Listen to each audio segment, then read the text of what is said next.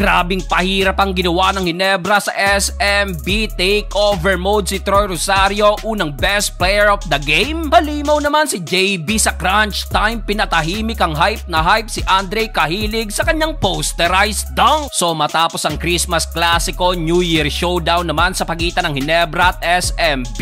Simula pa lang butata agad ang inabot ni CJ Perez kay Justin Brownlee, na convert pa yan sa kanyang alley-oop layup. Nasundan pa yan ng 5 straight points ni Stephen Holt, 9-2 run para sa Ginebra. Matapos yan, Jabari Narcis naman ang bumuta sa opensa ng SMB. Kanya galing ang first 6 points ng Beerman, including itong 200 slam. Good thing pat nasungkit agad ng import ng SMB ang maagang dalawang sunod na foul ni Troy Rosario. Pero no problem at in control pa rin naman ang Ginebra. Scottie Thompson and 1 lipad ang depensa ni CJ Perez. Nakalipad rin si Japit Aguilar sa kanyang alley-oop dunk mula sa pasa ni Scottie. Kaso dahil sa nagawang minira ng Beerman down the stretch na ibabayan sa dalawa, 16-18. Second quarter, Wami Chongson nagpakawala agad ng unang tres na binura naman agad ng step back jumper ni RJ Abarientos. Reported nga pala na hindi pa paglalaroin ng Ginebra this game si Jamie Malonzo kahit activated na sa kanilang lineup. Well, so far, ganda ng nilalaro ni Japet. Defense to offense, butata si Narcis na kuhanan pa ng end 1. Kumana pa ng wing 3-pointer si Troy Rosario na nasundan pa ng isa mula naman kay Ralph Koo. Grabe rin ang hustle ni Scottie Thompson. Tatlong naka-red shirt ang pinatumba sa kanyang putback. Under 4 minutes, setot na magana ang tambak sa double digit, 36-23. Nabasag na lang yan sa dribble pull-up na to ni Super Marcio, pero di mapigilan ang opensa ng Ginebra. Scottie Thompson, signature rebound na na-convert pa sa another dunk ni Japet Aguilar. Natapos ang first half, malaki-laki ang hahabulin ng SMB, 47-31. Start of the third quarter, patuloy na pinapahirapan ng Ginebra sa painted area si Junmar Fajardo na meron palang 4 na puntos. Butata pa sana sa play na to, kaso kasama kamay at ikatlong foul yan ni Troy Rosario. Pero di naman naging problema yan at napa-takeover pa si Troy this quarter na kumanaan ng napakainit na 10 straight points, including itong 200 dunk. So far, may 16 points na si Rosario at dahil sa frustration naman ni Junmar, heto't dinakdak na lang ang bola. Down the stretch, bahagyang nabuhayan ng SMB sa tres na to ni Dre Cahilig. Hype na hype matapos maibabang lamang sa 11 points. Yun nga lang at to the rescue naman si JB at Aham Nisi na kumana ng 5 straight points, 50-66, angat ulit sa 16 points. Fourth and final quarter, good start para sa Beerman matapos ang kanilang 6-0